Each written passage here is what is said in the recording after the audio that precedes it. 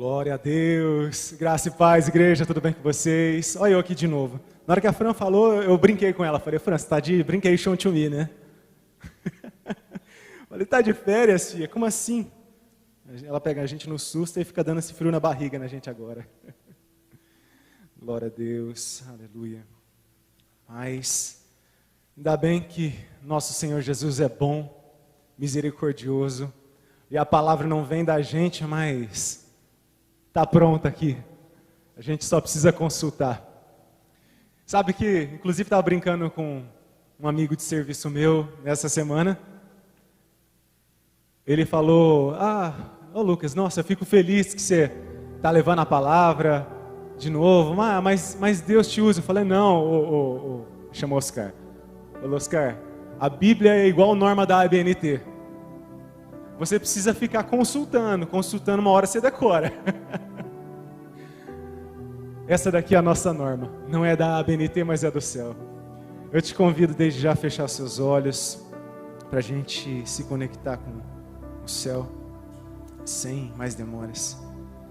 Nosso Pai, nosso Deus, nessa manhã nós queremos abrir o coração à Tua Palavra. Porque a Tua Palavra é santa, a Tua Palavra que nos conduz, a Tua Palavra que nos corrige. Sem a Tua Palavra nós não temos a direção correta. Sem a direção da Sua Palavra, qualquer vento de doutrina errada nos leva, Senhor. Mas a Sua Palavra é o caminho. Porque o Senhor mesmo diz que o Senhor Jesus é o caminho e o Senhor é a Palavra, Jesus. Nós queremos conhecer o Senhor mais um pouquinho nessa manhã. Fala individualmente com o nosso coração nessa manhã, de forma com que nenhum homem pode alcançar, mas somente o Teu Espírito pode penetrar o mais profundo da alma, Senhor. Penetra dentro do nosso coração. Muda o que precisar ser mudado. Faça nós encararmos as Suas correções e as Suas conduções nessa manhã de forma por amor. Não deixe o nosso coração se fechar perante as repreensões da Sua palavra, mas que o nosso coração esteja aberto e disponível para o Senhor transformar e mudar, porque nós não sabemos o caminho certo para andar, mas nós escolhemos seguir o Teu caminho, porque o Senhor é a verdade, o caminho e a vida. Usa-nos, Senhor, usa minha boca nessa manhã, que abstraia todo o meu eu nesse momento, para que somente o Senhor apareça, porque de nós mesmos, Senhor, nós não temos nada de bom para oferecer, mas é o Teu Espírito que fala conosco. É o que te pedimos em nome de Jesus. Aleluia.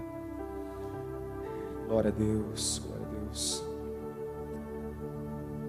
Já começo fazendo uma pergunta para você. Você é cristão mesmo? Você se considera alguém que segue a Cristo? Se sim, quem é cristão precisa estar disponível a ouvir correções. Quem é cristão precisa estar disponível a ouvir a voz de Cristo e a entender o que nós temos feito, o que nós temos agido. Porque, assim como a Fran brincou que cristão que não toma a Santa Ceia está com defeito de fabricação, cristão que não dá ouvidos à palavra está com muito mais defeito de fabricação. Porque se você não segue a palavra, que é Cristo, a quem você segue? Então, vocês já sabem, eu gosto de dar uma contextualização antes da gente mergulhar na palavra. E dessa vez eu vou ser um pouco mais objetivo, mais breve, porque às vezes contexto histórico é uma coisa que cansa todo mundo, então eu vou ser objetivo. A gente vai falar sobre a igreja de Corinto. O que estava acontecendo com a igreja de Corinto? Mas para a gente entender o que estava acontecendo, a gente precisa contextualizar. Primeiramente, Corinto era uma cidade na época do governo romano. E ela não era qualquer cidade na época. A cidade de Corinto, ela era uma localização estratégica. A geografia dela estava localizada entre os mares que ligava o mar do Ocidente com o Mar do Oriente. Então era um ponto comercial muito forte. E não só isso, como recebia povos do Oriente e do Ocidente, era um choque cultural de pessoas de tudo quanto é tipo. E quando há choque cultural, há choque religioso, há choque de costumes. Então havia povos de todo mundo. Por quê? Eles iam lá para fazer o seu comércio. Iam com suas embarcações e embarcavam lá, porque era uma cidade cujo comércio era portuário. Os navios chegavam lá para descarregar os produtos, as mercadorias, vender. Então era a capital da Acácia, dominada por Roma. Era uma das cidades mais importantes e, por isso também, uma das cidades mais ricas. Então vocês já estão entendendo que havia muitas pessoas de muitas culturas em Corinto. Não havia cristãos apenas lá. Não havia uma, duas religiões lá. Haviam muitas. Pelo menos, segundo estudos, haviam pelo menos 12 templos que eles descobriram a deuses diferentes. E os judeus, o povo judeu lá, com a sinagoga, o povo cristão, era minoria. Porque em meio a um mundo todo que vive longe da presença de Deus, em que todo mundo lá da época fazia comércio com aquela cidade, o povo de Deus era minoria lá dentro. Então, vocês já estão conseguindo, eu quero que vocês montem um cenário. Imagina que você tem uma igreja localizada num bairro, em volta de inúmeras boates, inúmeros prostíbulos, e a igreja está localizada no meio. Era mais ou menos isso que a igreja de Corinto estava passando. Era uma minoria em meio a toda uma cidade com muitas culturas, muitas religiões, muitos princípios errados.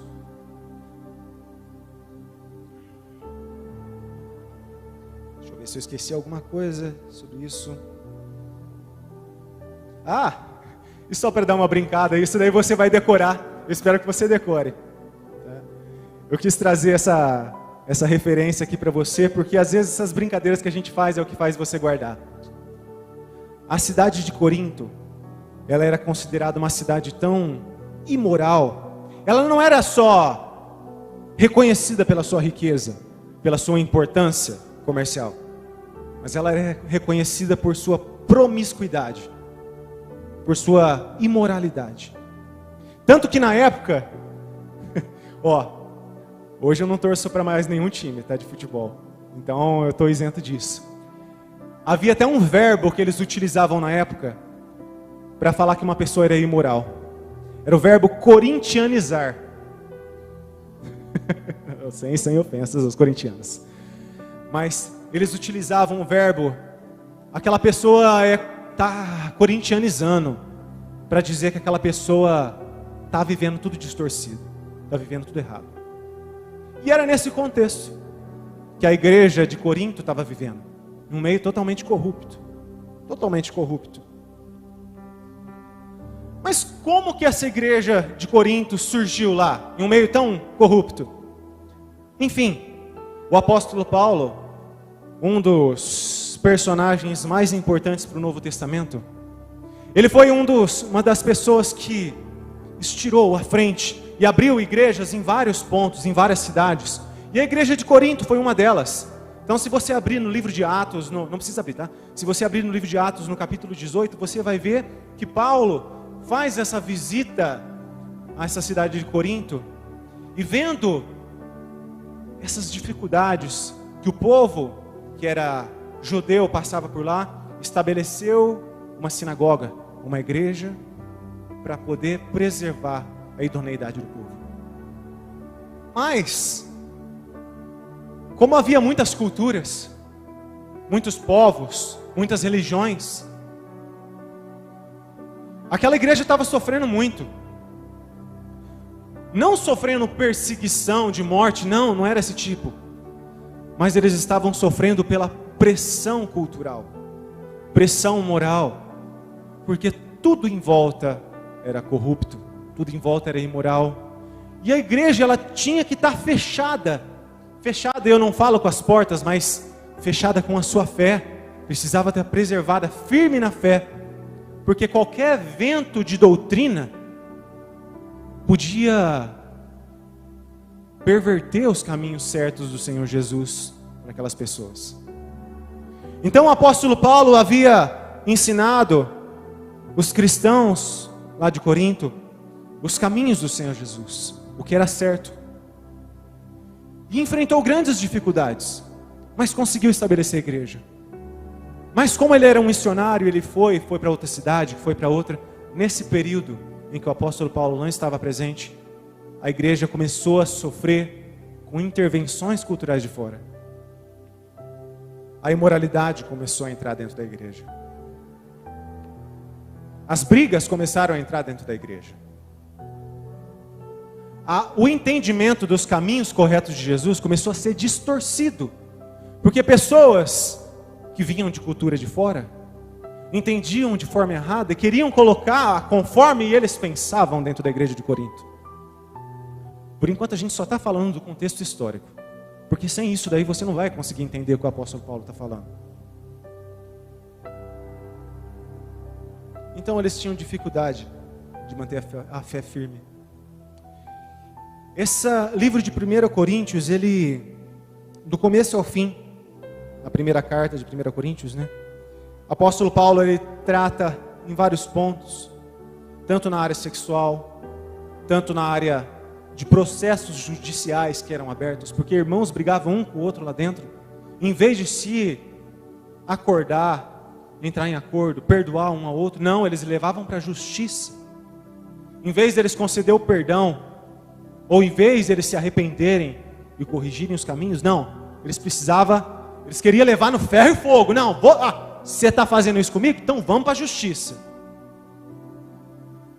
Que diferença tem a igreja de Corinto com o que a gente está vivendo hoje aqui? A gente vive numa cidade pervertida. Hoje em dia, com a internet, qualquer um que quer ver qualquer porcaria acessa aqui. Qualquer um que não aceita a verdade do evangelho vai ver uma igreja pervertida aqui e vai seguir porque é mais fácil seguir.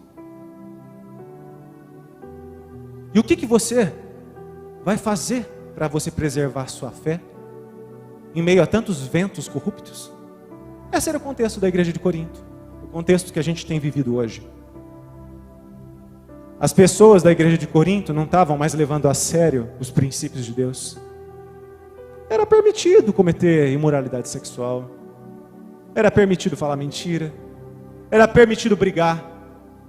Um dom queria se sobrepor por outro. Havia uma bagunça. E chegou aos ouvidos do apóstolo Paulo, depois que ele estava fazendo essas viagens missionárias, que a igreja estava o caos, estava pervertida.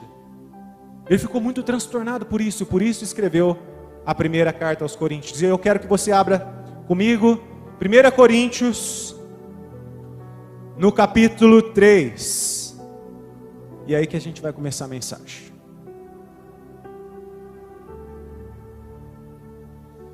1 Coríntios, capítulo 3.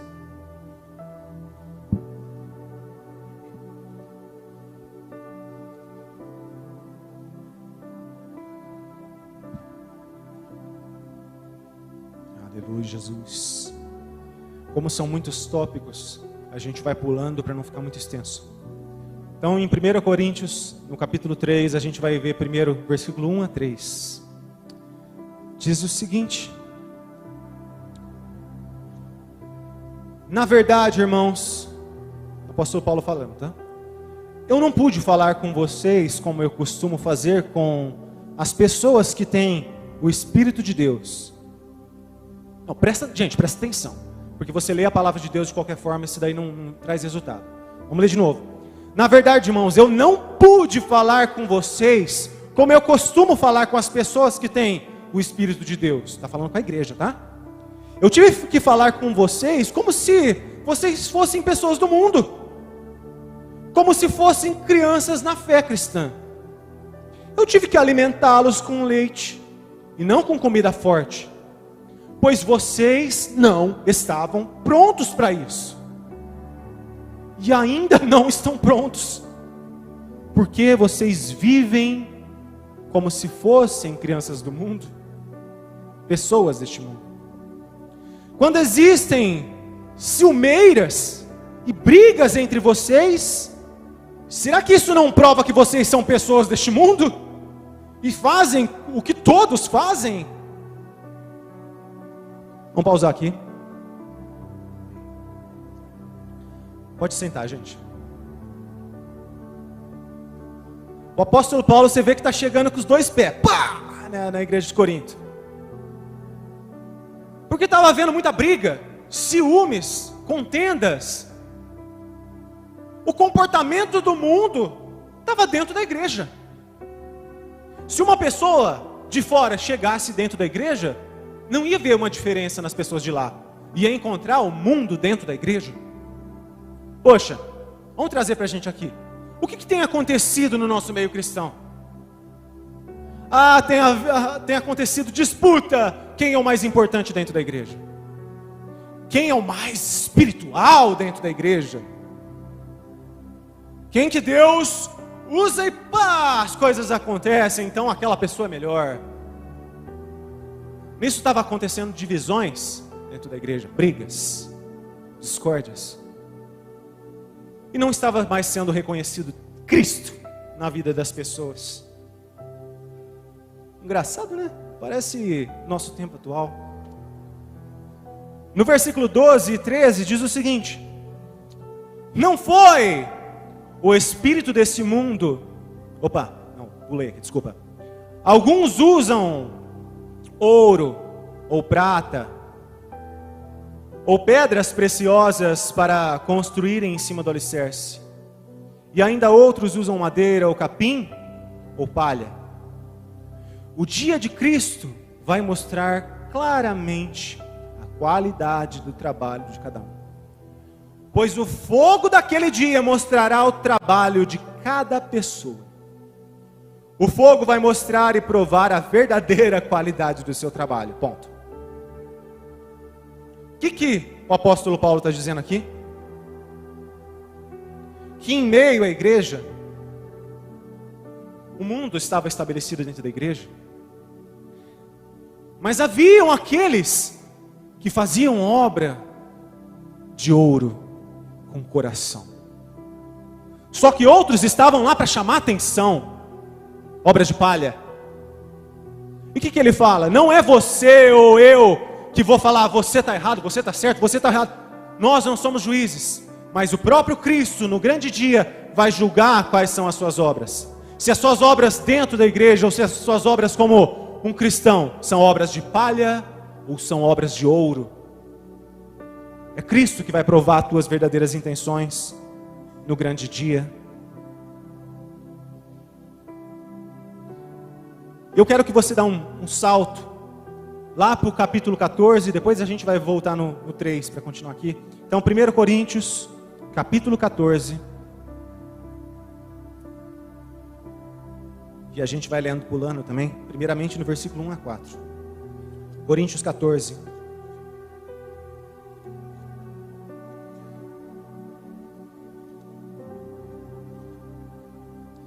Gente, quando eu preparo a palavra, eu até falo para minha esposa toda vez que eu preparo, eu tenho receio, porque muitas vezes as pessoas vêm de outras igrejas, ou entendem coisas erradas, entende distorcido o que está dito aqui, e começa a viver princípios errados. E às vezes quando a gente apresenta uma verdade, às vezes a pessoa se ofende. Então, por favor, não se ofenda com o que eu vou falar aqui, tá? Porque nada que eu estou falando aqui, eu estou falando de mim. Mas a gente está lendo, fundamentado na palavra. Se eu vou falar o que eu vou falar aqui, é por amor à igreja. Porque assim como um dia eu fui despertado nessa palavra, eu quero despertar. 1 Coríntios, no capítulo 14, a gente vai ler primeiro 1 a 4. Diz o seguinte: portanto, irmãos, esforcem-se para ter amor. Procurem também ter dons espirituais, especialmente o de anunciar a mensagem de Deus. 2. Quem fala em línguas estranhas, fala a Deus, mas não às pessoas, pois ninguém entende. Pelo poder do Espírito Santo, ele diz verdades secretas. Porém, quem anuncia a mensagem de Deus, esse fala para as pessoas, ajudando-as e lhes dando coragem e consolo. Quem fala em línguas estranhas ajuda somente a si mesmo, mas quem anuncia a mensagem de Deus ajuda toda a igreja. Vamos no versículo 15 agora. O que eu vou fazer então? Eu vou orar com o meu espírito, mas eu também vou orar com a minha inteligência. Eu vou cantar com o meu espírito, mas também vou cantar com a minha inteligência. Deixa eu dar uma pausa para você entender. A gente vai depois ler de novo esse versículo 15. O que estava acontecendo com a igreja de Corinto? Além da questão do mundo se estabelecer na igreja, era uma igreja dotada de dons espirituais. Você pode dizer glória a Deus por isso. O apóstolo Paulo, ele não está julgando quem que era verdadeiramente um dom de Deus ou quem que era um farsante do dom de Deus. Mas ele está dando uma pincelada para a consciência de cada um, assim como Jesus fazia, para a consciência de cada um pesar se estiver fazendo errado. No meio do culto da igreja de Corinto, como era uma igreja dotada de dons espirituais, não havia ordem na igreja, porque um irmão que falava em línguas queria falar mais alto do que o outro, que queria falar mais alto que o outro. Havia muitas pessoas falando em língua, aquela bagunça, e a mensagem não era clara. Então o louvor que era ministrado na igreja de Corinto não conseguia ser ouvido, porque havia muitas pessoas gritando mais alto em línguas, e muitas vezes os instrumentos ou o vocal do louvor falava mais alto ou tocava mais alto, porque ele queria se sobressair o seu ego. O mundo habitava naquela igreja, e em pessoas que trabalhavam na igreja de Corinto. Era uma igreja dotada de dons espirituais, mas onde o Espírito Santo não habitava, porque havia o caos. A palavra de Deus, eu não me recordo aonde, diz que não é porque o sino soa, que aquilo lá é de Deus.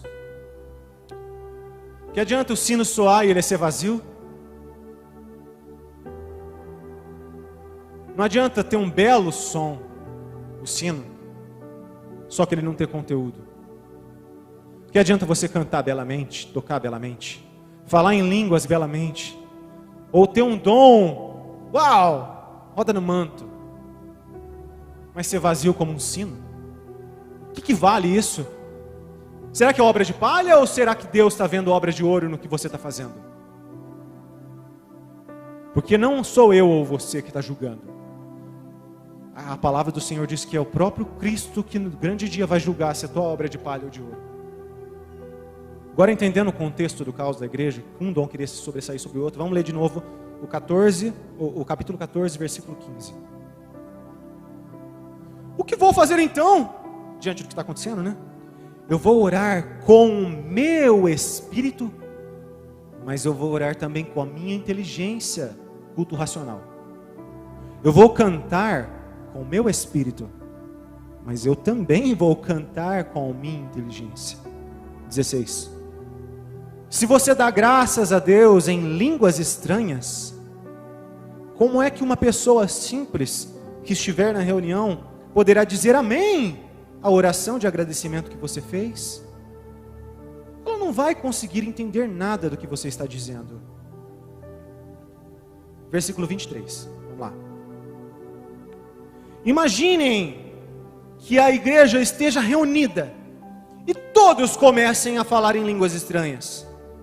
Se chegarem ali algumas pessoas simples ou descrentes, será que não vão dizer que vocês estão loucos? Mas se todos estiverem anunciando as mensagens de Deus, anunciando claramente, com intelecto e com espírito, a mensagem de Deus, e entrar ali um descrente ou alguém que seja simples, e se alguém vai ouvir o que vocês estão dizendo e se convencer do seu pecado, e ele será julgado por aquilo que ele ouvir, os seus pensamentos secretos serão revelados, e ele vai se ajoelhar e adorar a Deus, dizendo: Deus está mesmo entre vocês. O apóstolo Paulo não é contra dons, porque ele mesmo falava em línguas. O apóstolo Paulo não é contra cantar, não é contra, enfim, nenhum processo do culto que acontecia, mas ele é contra a desordem e obra de palha. Não é sobre soar o sino, mas é sobre o que há dentro do seu sino. O que há dentro do seu sino? Se você sente vontade em falar em línguas, mas aquilo lá vem da tua emoção e não do teu espírito, se atente, para você não produzir obras de palha. Ou então, se você, no momento que você orar em línguas, for orar em línguas, o apóstolo Paulo não é contra isso, mas que isso você ore em silêncio ou baixo, para que não atrapalhe o outro que está do lado, porque, como disse a palavra, quem ora em línguas edifica a si mesmo perante o céu, porque fala verdades secretas que somente Deus e o seu Espírito pode ser edificado. Gente, pelo amor de Deus, eu não estou falando de mim, vocês estão lendo comigo, tá? Eu não estou criando doutrina, eu não estou criticando. A gente está conhecendo a verdade, porque a palavra diz que conhecereis a verdade, e ela libertará. Libertará do quê? De ventos contrários de doutrinas humanas e não de Deus. Aleluia. No versículo 27 agora, diz assim, versículo 27. Se algum de vocês falar em línguas estranhas, então que apenas 2 ou 3 falem, um depois do outro, e que alguém interprete o que está sendo dito. Mas, se não houver ninguém que possa interpretar, então fiquem calados e falem somente consigo mesmos e com Deus. Versículo 39 e 40. Paulo finaliza dizendo: assim, meus irmãos, procurem sempre anunciar a mensagem de Deus, mas não proíbam que se falem em línguas estranhas. Portanto, essa é a questão. Portanto, façam tudo com decência e ordem. Vou colocar um ponto aqui. O problema não estava em você ser usado por Deus, em você falar em línguas, você tocar bem, você cantar bem. Mas como que você faz isso? A palavra diz que o Senhor aceita a verdadeira adoração. Adore o Senhor teu Deus com toda a sua força, com todo o seu espírito. Não basta ser algo que vem de fora da tua casca, isso não vai chegar até o céu. E não basta ser algo que vem somente da sua alma, da sua emoção, sendo que você não está fazendo isso com a tua inteligência. A tua adoração, a tua obra para Deus, só vai chegar até o céu se você fazer com o seu espírito e com sua razão. Não é um com um ou com o outro. É você fazer com a tua razão e com o teu espírito. Essa adoração chega perante o céu. Se você vai cantar um hino e simplesmente você está Louvemos ao Senhor, pois seu nome é santo. E parece que está no evento, assim, aquele passinho para o lado. Você não está nem prestando atenção no que você está falando. O que você está produzindo? Será que é obra de ouro? Você está sendo um sino que soa vazio? Para que você faz isso? Ainda se a pessoa cantar mal, vai estar atrapalhando o irmão do lado, né? Gente, se você for entoar um hino ao Senhor, que as palavras que você está dizendo sejam sinceras para você. Agora, se você vê que o hino que está sendo entoado, você não concorda com aquilo, porque existem muitos hinos que são chamados de gospel, só que cometem heresias, falam absurdos que não estão dentro da palavra. Tem música que parece beijinho no ombro gospel.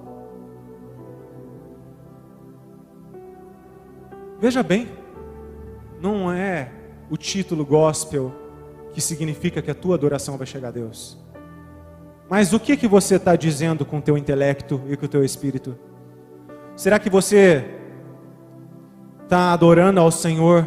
Senhor, tu és santo, tu és o único e suficiente para mim? Você está dizendo isso com o coração? Ou você está dando play no teu gravador, que você aprendeu isso daí de alguém dizer? Porque muitas vezes, principalmente uma pessoa que há muitos anos de igreja, carrega jargões. O que isso daí significa? Carrega frases prontas com máscara de espiritual. Às vezes você ouve sempre o irmão falar em línguas.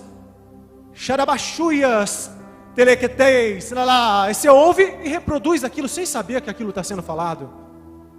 Se isso não for do teu espírito, o que significa isso?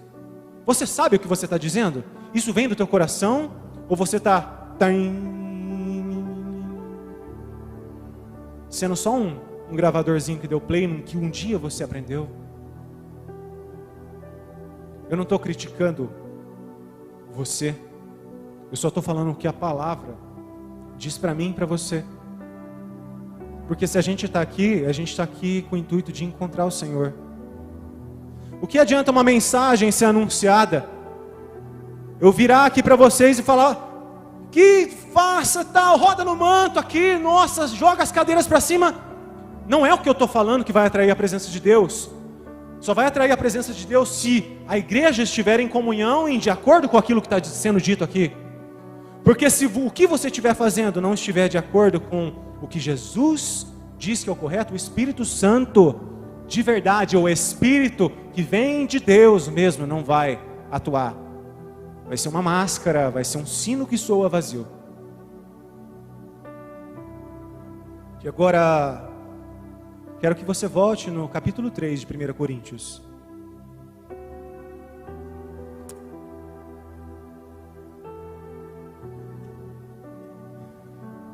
E a gente vai ler o versículo 18. Deixa eu voltar aqui na minha. 1 Coríntios, capítulo 3, versículo 18.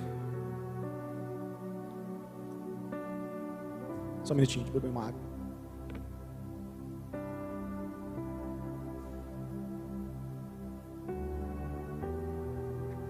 Tava a garganta seca, cantei no... bebi água.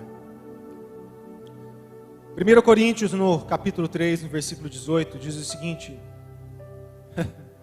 que ninguém engane a si mesmo. Se algum de vocês pensa que é sábio conforme a sabedoria humana, então precisa se tornar louco para ser de fato sábio. Pois aquilo que este mundo acha que é sabedoria, Deus acha que é loucura. Como dizem as escrituras sagradas, Deus pega os sábios nas suas espertezas. E essas espertezas é entre aspas, tá? Deus pega os sábios, os que se acham sábios, nas suas espertezas. Aleluia, Jesus. Versículo 20. E também o Senhor sabe que os pensamentos dos sábios não valem nada. Ninguém deve se orgulhar daquilo que as pessoas podem fazer. Ponto.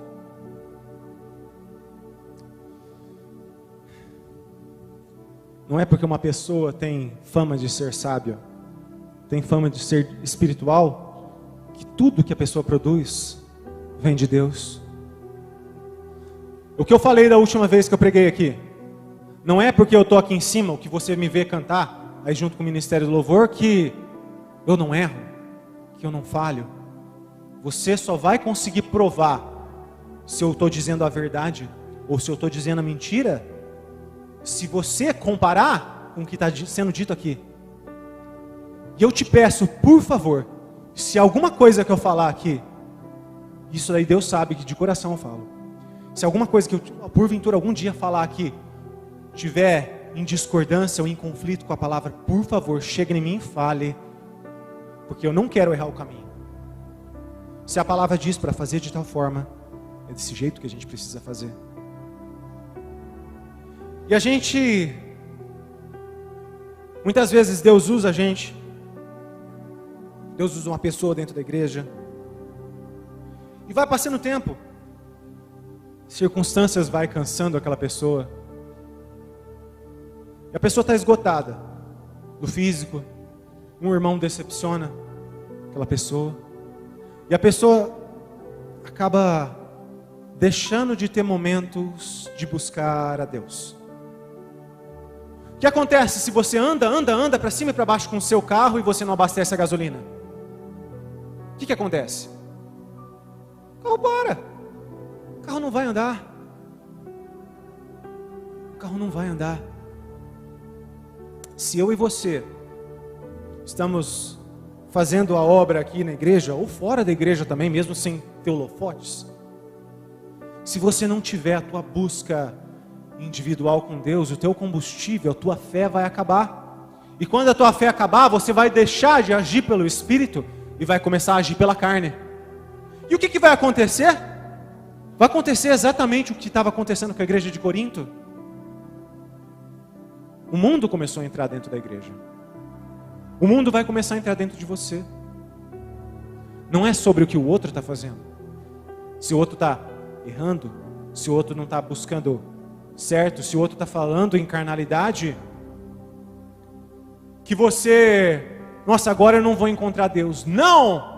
A palavra diz que Deus se manifesta no secreto. Deus se manifesta no meu e no seu íntimo. Porque para que Deus se manifeste na igreja, é necessário que venha de dentro para fora. Então, se algum dia você se decepcionar comigo, está amarrado em nome de Jesus Cristo. Mas se você vê eu cometendo alguma coisa errada lá fora, vendo a Fran fazendo alguma coisa errada, a pastora fazendo alguma coisa errada, seja sincero com você mesmo. O que você vai fazer? Você vai, vou deixar de ir na igreja porque aquela pessoa me decepcionou? Ou você vai com isso se decepcionar tanto e se afastar de Deus? Porque infelizmente o que a gente vê, que as pessoas acham que conhecem a Cristo e que são de Cristo, só que na realidade apenas seguem uma seita chamada evangélico. Porque não é sobre o que eu sou, ou que a Fran, ou que a pastora, ou qualquer outro que está aqui em cima é. A gente um dia pode decepcionar você, mas Deus não tem nada a ver com isso. Deus, Ele é puro, perfeito, Ele se importa com a tua fé, Ele quer edificar a tua fé. Se você errar, um outro cair, a palavra diz que é para a gente ir e exortar essa pessoa uma vez. Exorta, com amor, tá? Não é, irmão, independente do cargo, é o que a palavra diz. Se você vê, vou pegar o exemplo porque eu posso falar sobre mim. Eu cometi um pecado, e você vê isso, a palavra fala, irmão, vai e fale que ele está fazendo errado com amor. Fale uma vez. Se ele não se corrigir, chame outros irmãos e fale em conjunto mais uma vez. Se ele não se corrigir, que o Senhor julgue as intenções dele. Não é porque você é membro que você não tem responsabilidade diante do céu. Você, como conhecedor da palavra, talvez você conheça até mais do que qualquer um aqui o que a palavra é dita. Se você vê qualquer um aqui em cima cometendo alguma coisa errada, é obrigação sua também, porque você é de Cristo, exortar e corrigir quem está fazendo errado. Seja aqui na igreja, seja fora da igreja. Sabe quando... Eu sempre cito exemplo de família. Você é pai e mãe. Se você vê o seu filho fazendo uma coisa errada, você vai ficar quieto? Você vai ficar quieto se você vê teu filho fazendo coisa errada? Vai ou não? Porque você ama. E quem ama, corrige. A palavra de Deus diz que nós somos uma família. Nós somos o corpo. A noiva de Cristo. Nós somos um. Se você vê algum dos seus irmãos cometendo um erro, um pecado, e fica quieto, por isso se cala, o Senhor diz que você pode carregar o sangue daquela pessoa com você. Porque o Espírito Santo te revelou o que aquela pessoa está fazendo e você não se manifestou perante o céu. Nós somos responsáveis por cada um de nós. Deus me deu a oportunidade de estar aqui ministrando a palavra para vocês. Mas às vezes vocês vão ser mais importantes no secreto, no individual. Vocês podem salvar muitas mais vidas que iria se desviar do caminho do que alguém, qualquer um que esteja aqui em cima. Porque assim como eu disse outro dia, você é a ferramenta que consegue virar a chave certa. Você é a pessoa que consegue alcançar aquela pessoa. Eu não consigo alcançar a pessoa que talvez você vai alcançar. Mas você tem a conexão que você precisa para corrigir uma pessoa. Não era para eu estar falando isso, mas acabou seguindo essa linha aqui. Eu quero dar um exemplo para você. Já 10h30, não vou me estender muito. Eu estou em uma semana entrando em tudo quanto é imóvel, tudo quanto é tipo, fazendo vistoria, por causa de umas obras que vão começar, de uma empresa. Então a gente entra em tudo quanto é lugar. E eu até falei com a minha esposa, até fiquei entristecido com isso. Sabe por quê? E não é a primeira vez que a gente constatou isso daí. Eu entrei para vistoriar uma igreja grande, nessa semana. Não vou citar nomes porque Deus não gosta de expor. Mas eu entrei para vistoriar uma igreja. Mesmo explicando a situação, mesmo tratando com amor, as pessoas me trataram, os responsáveis lá me trataram de forma ríspida, cara fechada, carrancuda. Sabe, eu não me senti recepcionado naquele lugar. Eu sei que eu estava lá para prestar um serviço, mas eu me senti como alguém que, nossa, eu não vejo a hora de você sair daqui. Aquela forma que as pessoas daquela igreja, funcionários daquela igreja me trataram lá, indiretamente não me ofenderam, não falaram palavrão, não deram chute na minha bunda, mas só na forma como eles olhavam para mim e falavam comigo, eu estava vendo que eu não estava sendo bem-vindo lá. E sabe, aquilo lá me incomodou. E sabe o que foi o mais doido? Eu vistoriei mais 2 imóveis. E não foi igrejas, tá? Foi seitas. Eu entrei em um imóvel lá, eu não vou citar o nome, que a gente não pode, mas era uma seita muito doida, coisa louca. Até pedi para o Senhor me guardar lá dentro. E sabe o que é o engraçado? Aquelas pessoas daquela casa lá me trataram tão bem, com tanto amor, que eu me senti amado por alguém que não é de Cristo. Eu fiquei inconformado com aquela situação, porque eu fui na casa de Deus, eu fui enxotado da casa de Deus, eu fui mal recepcionado.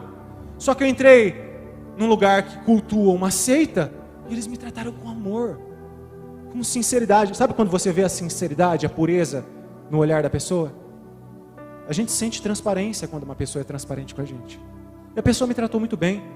E mesmo sem eu pedir, foi abrindo as portas, foi mostrando o caminho, foi acendendo as luzes dos ambientes para mim, falando, ó, aqui, ó, é melhor você fazer aqui primeiro, fica mais fácil para você. A pessoa se preocupou comigo. Tá? Ah, Lucas, pode ser um lugar. Eu entrei em outro, de uma outra seita. que às vezes para os evangélicos fala, você entrou lá naquele lugar. Eu tive que entrar. Naquele tem trash, sabe? O clima é pesado. Fui tratado com tanto respeito, com tanto amor. Eu fiquei pensando. E essa não foi a primeira vez, em outro serviço. Aí no caso o meu irmão foi fazer a vistoria também em outra igreja. Ele foi também repudiado lá dentro. Poxa, quem são os cristãos de hoje? Será que é diferente do que o apóstolo Paulo está falando aqui na carta de Coríntios? O mundo está mais dentro da igreja do que fora. Onde está o amor? O apóstolo Paulo apela aqui, a gente não leu porque é muito extenso, mas o apóstolo Paulo fala, o que adianta você ter todos os dons espirituais, mas não ter o amor? Será que o teu jeito de agir, na tua casa, no teu trabalho, onde você for, você encanta as pessoas para conhecerem o Jesus que você serve? Ou será que você afugenta as pessoas? Pensa em alguém de fora. Se eu fosse alguém que não tivesse conhecido a Cristo e entrasse nesses 3 imóveis, você acha que eu ia permanecer naquela igreja cristã? Não, eu fui maltratado lá. Eu ia ir naquela igreja daquela seita, porque eles me trataram com amor. Que Cristo eu e você temos pregado? Um Cristo de fachada. Olha que maravilha, tem luzes, tem lustre, tem som maravilhoso. Olha só o evento, olha só, nossa que maravilha. Um Cristo de eventos ou um Cristo de verdade? Um Cristo de amor? O que as pessoas têm enxergado em mim e em você? Às vezes a gente está igualzinho à igreja de Corinto e a gente não se percebe. Está longe da presença de Deus. Está igual o irmão do filho pródigo. Está dentro da casa, mas está mais longe do que aquele que se afastou. Longe da comunhão do Pai. E olha, se você quiser abrir comigo, Mateus capítulo 23. Vamos lá. Livro de Mateus, capítulo 23.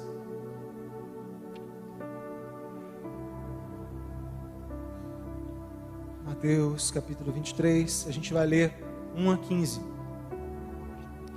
Por favor, irmãos, não me encare mal, tá? Aqui é a palavra.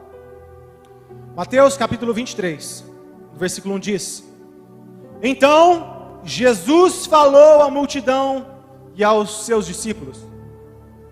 E disse: Os mestres da lei e os fariseus têm autoridade para explicar a lei de Moisés.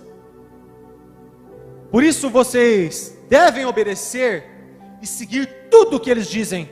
Porém, não imitem as suas ações, pois eles não fazem o que eles ensinam.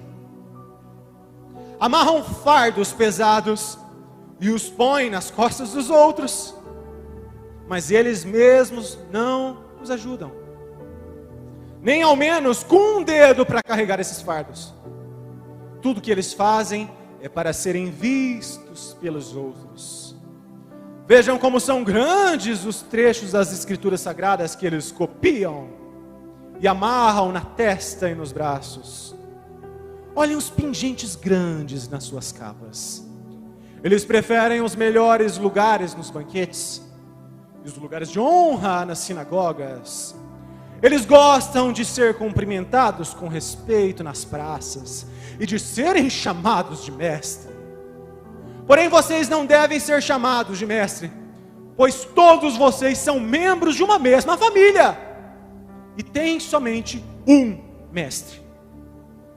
E aqui na terra, não chamem ninguém de pai, porque vocês têm somente um Pai, que está no céu. Vocês não devem também ser chamados de líderes, porque vocês têm um único líder, o Messias, Jesus. Entre vocês, o mais importante é aquele que serve os outros. Quem se engrandece, será humilhado. Quem se humilha, este será engrandecido. Versículo 13. Ai de vocês, mestres da lei, fariseus hipócritas, pois vocês fecham a porta do reino dos céus para os outros, mas vocês mesmos não entram nela. nem deixam que entrem o que estão querendo entrar. 14. Ai de vocês, mestres da lei e fariseus, hipócritas, pois vocês exploram as viúvas, roubam seus bens para disfarçarem e fazem longas orações. Eu digo, por isso o castigo de vocês será pior. Finalizando 15. Ai de vocês, mestres da lei, fariseus, hipócritas, pois vocês atravessam os mares e fazem suas viagens por todas as terras, a fim de procurar converter uma pessoa à sua religião. E quando conseguem, vocês tornam essa pessoa 2 vezes mais merecedora do inferno do que vocês mesmos. Sabe quem disse isso daí? Jesus. E sabe para quem ele estava falando? Para os mestres da lei, para os encarregados do reino de Deus, para aqueles que seriam titulares para levar as ovelhas à porta da salvação. Muitas vezes nós agimos assim. Em vez de nós abrirmos a porta do amor, olha, conhece o Cristo, aquele que me salvou com amor. Não, nós fechamos a porta, nós fechamos a cara e nós não queremos receber ninguém, nós não queremos falar do amor de Jesus, nós queremos guardar as promessas e as bênçãos do Pai somente para nós, para o nosso próprio eu, para o nosso egoísmo. Jesus está repreendendo os fariseus, mas nós fazemos muitas vezes a mesma coisa. Assim como o exemplo que eu disse das vistorias que eu fiz, muitas vezes os da igreja repudiam os de fora, e aqueles de outras seitas, que a gente sabe que não vêm do Senhor, que tratam com mais amor. Se o louvor quiser se posicionar. Senhor Jesus, eu convido você a se colocar de pé desde já, para a gente encerrar. Quero que você feche os seus olhos, mas abre seu coração. Porque a gente não quer sair daqui da mesma forma que a gente entrou. Nosso Pai, nosso Deus, nessa manhã, o Senhor escancarou as máscaras que às vezes nós carregamos. O Senhor revelou, Senhor, os podres da nossa alma. O Senhor desnudou as nossas reais intenções, que muitas vezes nós nem percebíamos que estávamos fazendo. Nós reconhecemos as nossas fraquezas, reconhecemos que nós erramos contra o Senhor. Nós não queremos entristecer o Teu Espírito Santo, por isso, já neste momento, nós pedimos perdão ao Senhor. Nos perdoa pelas vezes que nós fechamos as portas, que em vez de nós sermos representantes do Senhor aqui na terra, Senhor,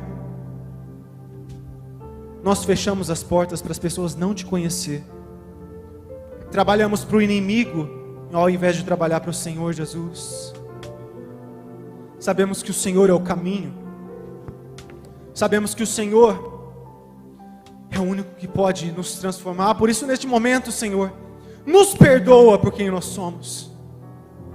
Nos perdoa por quem nós destratamos, por todos aqueles que nós afugentamos da Tua casa, Senhor. Nós nos arrependemos pelas vezes que nós fechamos as portas. Pedimos, Espírito Santo de Deus, vem nesse momento sobre nós. Se porventura a nossa fé se fechou diante de canseira, diante de decepções, Senhor, reconstrua a nossa fé. Reconstrua a nossa mesa, a nossa intimidade, a nossa comunhão com o Senhor. Nós queremos novamente queimar de amor pelo Senhor. Nós queremos novamente, Senhor, sermos Sua imagem e semelhança aqui nessa terra. Reconstrua em nós o Seu caráter. Reconstrua em nossa consciência a Sua identidade. Porque nós queremos ser o sal que verdadeiramente traz sabor a essa terra. Nós queremos ser a Tua luz que verdadeiramente ilumina essa terra.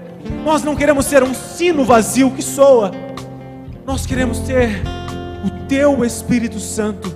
Espírito Santo que salva, através de nós, em nome de Jesus.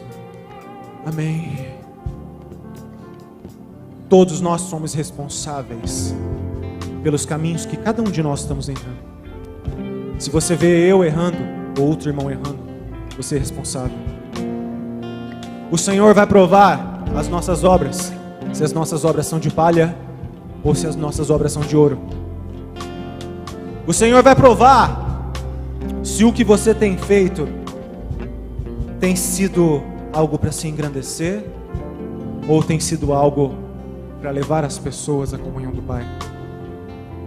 Não é sobre ser usado com dons do Espírito, mas é sobre permitir que o Senhor nos use como ferramentas conscientemente perante o Senhor para sermos um instrumento útil nas mãos dele. Irmãos, espero que vocês tenham entendido a mensagem. Peço desculpas se às vezes eu ofendi vocês, mas eu procurei referenciar tudo na palavra para vocês verem que não estou falando nada de mim. Se o Senhor me conduziu a falar essa palavra porque Ele queria que eu falasse essa palavra para vocês. Entendam, assim como essa canção que nós vamos entoar aqui, que se você seguir caminhos de homens, o que eu falo, o que a Fran, ou que outra pessoa fala, você pode se decepcionar com a gente se afastar. Mas se você entender o que teu Jesus fala aqui, não importa o que passe, você vai estar fundamentada na rocha, no caminho, na verdade e na vida. Estenda a sua mão. Senhor, cada uma das palavras que nós ministramos aqui, escreva no coração, mas assim como alguém que escreve em pedra, Senhor, escreva no coração dos seus filhos para que ele não se esqueça. Aquilo que as minhas palavras não alcançaram, que teu Espírito continue escrevendo no coração de cada um. E que a tua paz, Senhor, que excede todo o entendimento, e que a compreensão que o teu Espírito dá, esteja presente e continue sobre a vida de cada um, em nome de Jesus. Que a paz do Pai, do Filho e do Espírito Santo seja com cada um de vocês. Que Deus abençoe sua casa, sua família, a sua vida, em nome de Jesus. Vão na paz.